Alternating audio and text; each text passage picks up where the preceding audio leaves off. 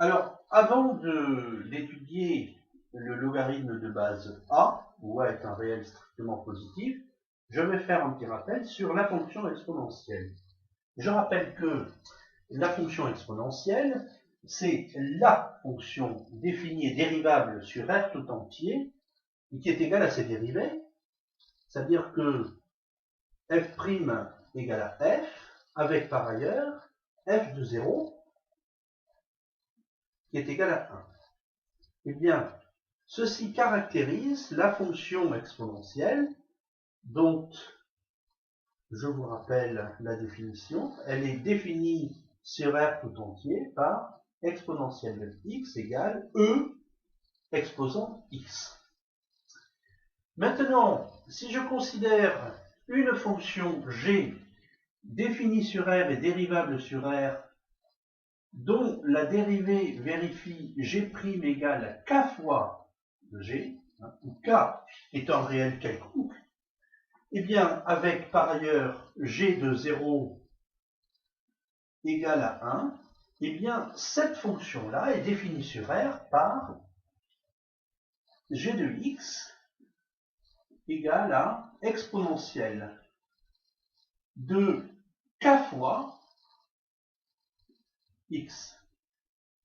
Alors, on va regarder d'un peu plus près ce que cela donne. Si je considère maintenant le réel a strictement positif égal à e exposant k. Et on voit alors que notre fameuse fonction g sera définie par g de x égale, vous voyez ici, exponentielle de k fois x, c'est exponentielle de k exposant x, autrement dit, a exposant x. Eh bien, c'est ce que l'on appelle la fonction exponentielle de base a définie sur R par exponentielle de base a de x égale a exposant x. Je vous rappelle que ce nombre a est strictement positif. On a vu comment on l'a défini, c'est e à la puissance k, qui est toujours strictement positif. Il n'y a aucun problème avec ça. Donc,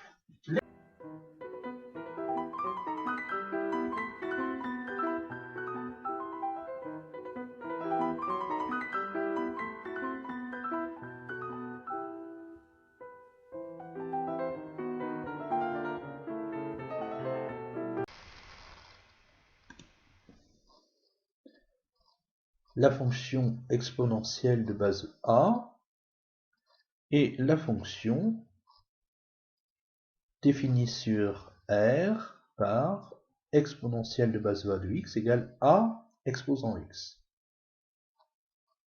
A étant un réel strictement positif. La dérivée de cette exponentielle, eh bien, c'est égal à la dérivée de x logarithme népérien de a, c'est-à-dire logarithme népérien de a, multiplié par l'exponentielle de x logarithme népérien de a, c'est-à-dire finalement logarithme népérien de a multiplié par a exposant x. On peut écrire également comme ceci. Alors, voyons ce que cela donne en fonction de valeurs de petit a. On voit que lorsque petit a est environ égal à e, eh bien forcément on retrouve la fonction exponentielle qui n'est autre que la fonction exponentielle de base e. Donc lorsqu'on augmente a, vous voyez ce que ça donne. On remarque aussi que a est égal à l'exponentielle de base a de 1, bien entendu. A exposant 1 étant toujours égal à a. Alors lorsqu'on diminue a, vous voyez que lorsqu'on se rapproche de la valeur a égale à 1, bien entendu, lorsque a égale à 1, on trouve la fonction constante, la fonction qui a x associée a, égale à 1, donc 1. Et lorsque l'on diminue, lorsque a est compris entre 0 et 1, vous voyez que l'on a une inversion ici, et on se retrouve avec une fonction qui est alors strictement décroissante sur R tout entier.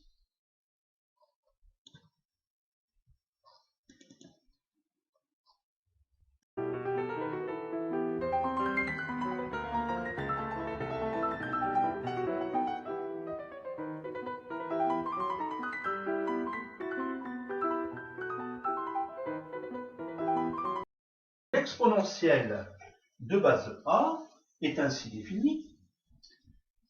Partant de là, eh bien, nous allons définir la fonction logarithme de base A, donc exponentielle de base A définie sur R par exponentielle de base A de x égale A exposant x, avec bien entendu A strictement positif.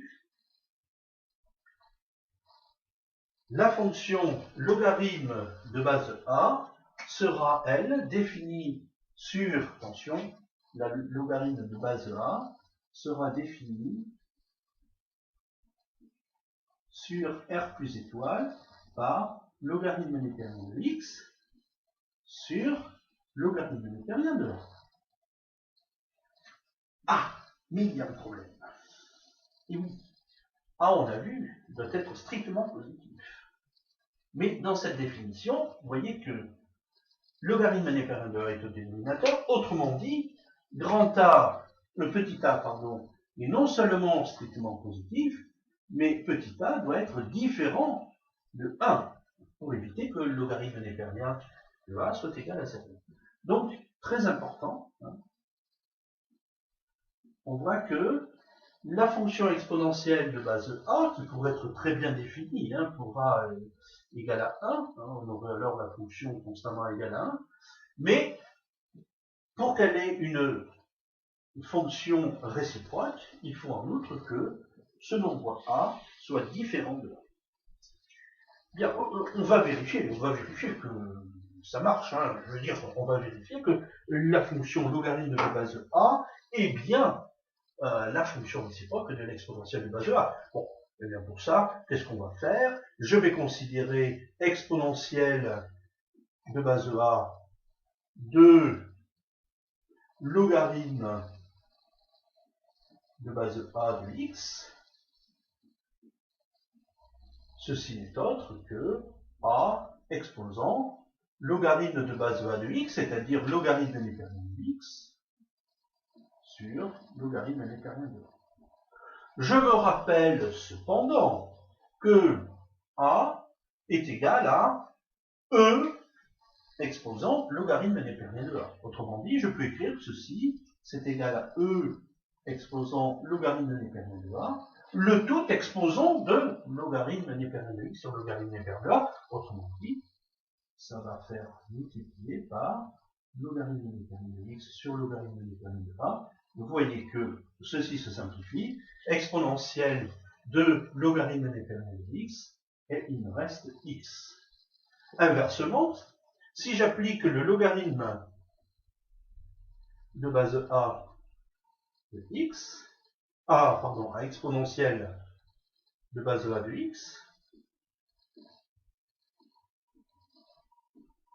bien là ça va aller encore plus vite, hein, et que c'est le logarithme de base A de A exposant x, qui n'est autre que logarithme népérien de A exposant x sur logarithme népérien de A, et ceci, c'est égal à x fois logarithme népérien de A sur logarithme népérien de A, et on se retrouve avec x. Donc, la fonction exponentielle de base A, lorsque A est différent de 1, enfin A strictement positif avec A différent de 1, admet comme fonction réciproque la fonction logarithme de base A. Comment peut-on écrire différemment l'exponentielle de base A de x?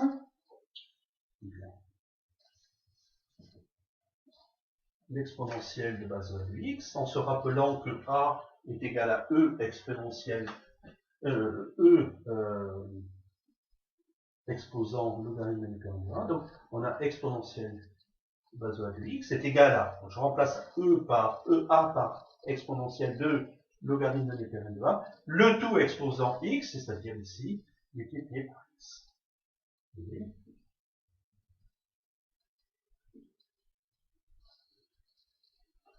Le logarithme, lui,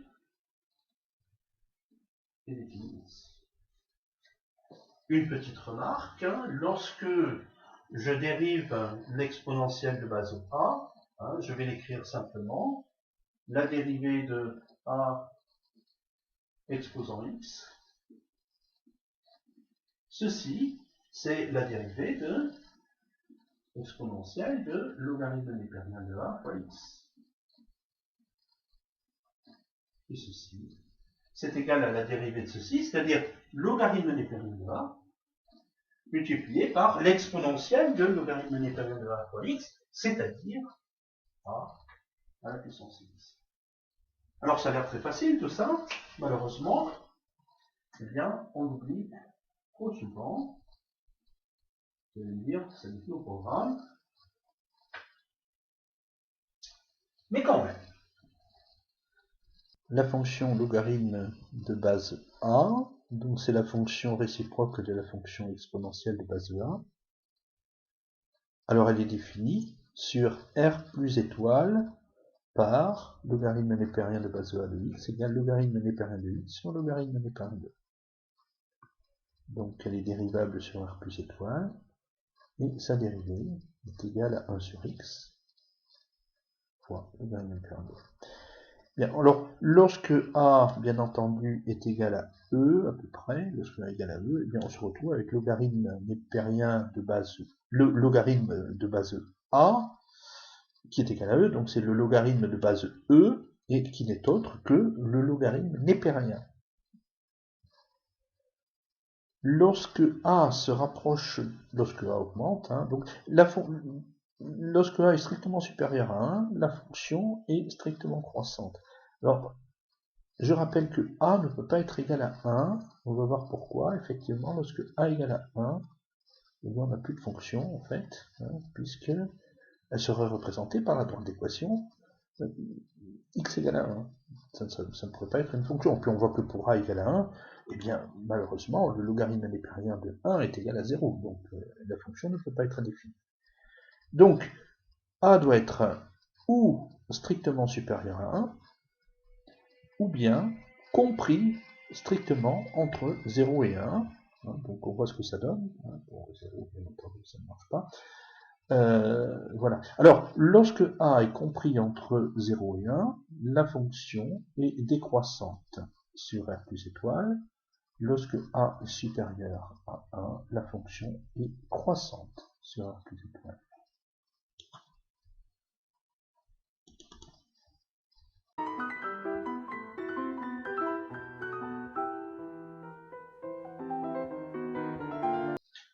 Deux cas très particuliers.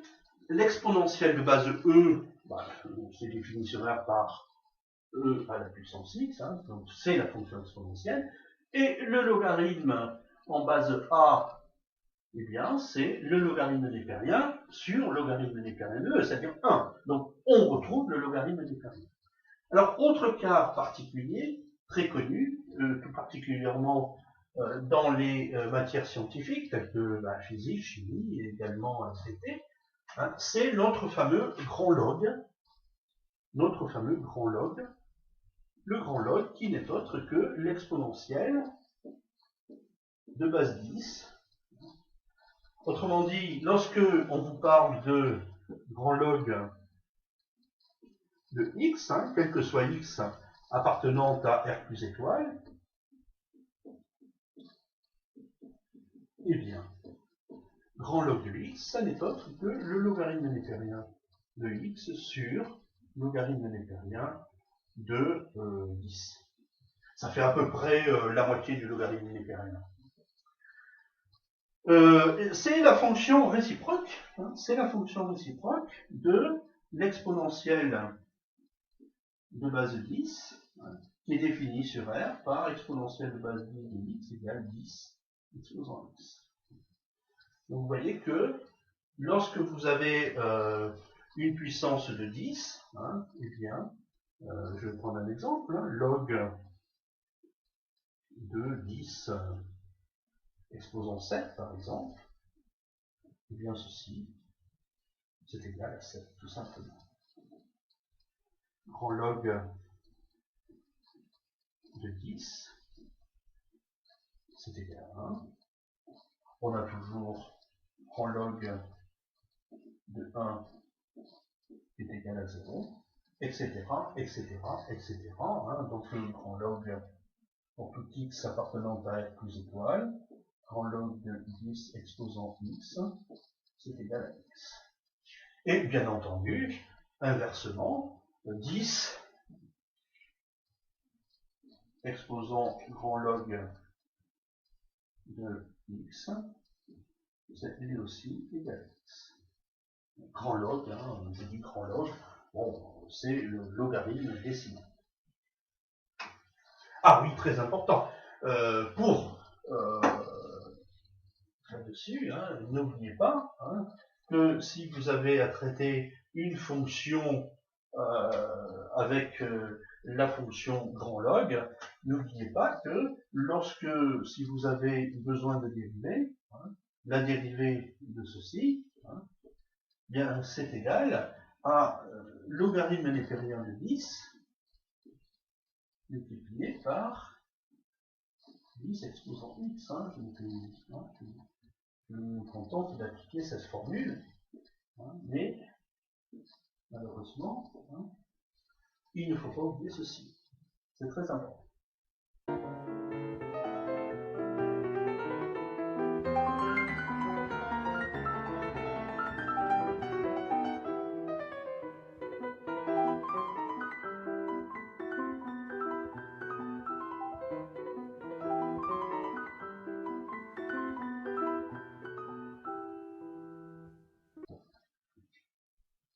Pour finir, nous allons étudier une limite particulière de la fonction logarithme népérien de logarithme népérien.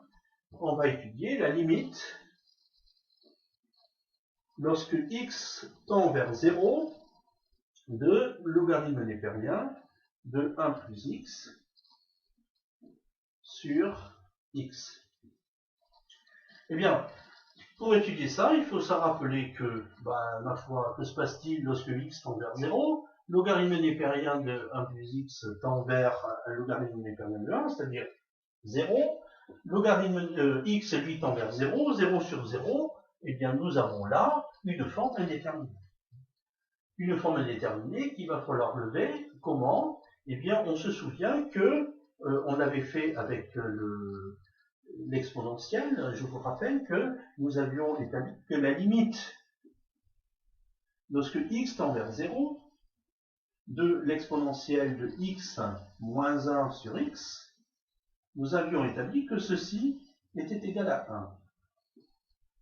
Alors, c'est assez intéressant parce que là, c'est pareil, nous avions une forme indéterminée, à savoir que nous avions le numérateur qui tendait vers 1 moins 1, c'est-à-dire 0, le dénominateur vers 0, néanmoins, on trouvait 1. Eh bien, nous avions remplacé ce rapport-là, enfin, nous avions travaillé un petit peu ce rapport-là, et souvenez-vous que l'on l'avait écrit sous cette forme-là, exponentielle de x moins exponentielle de 0, hein, sur x.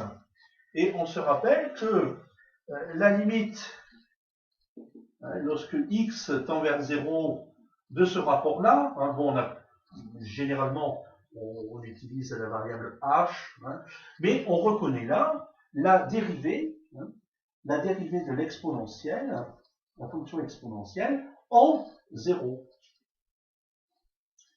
La dérivée de l'exponentielle en 0.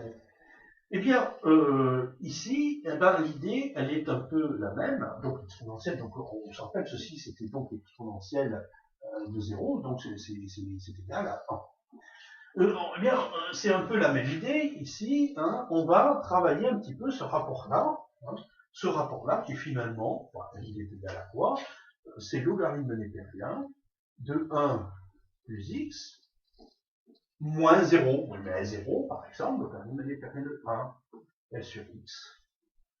Et lorsque on fait tendre x vers 0, eh bien, ceci m'étonne que la dérivée du logarithme népérien, la dérivée du logarithme népérien en 1, et donc ceci, c'est égal à 1 sur 1, c'est égal à 1.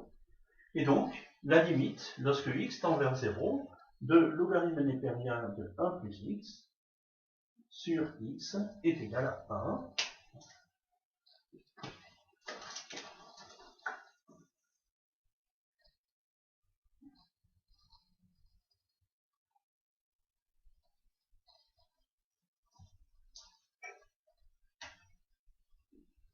C'est une limite un peu particulière, comme l'était la limite de l'exponentielle en 0.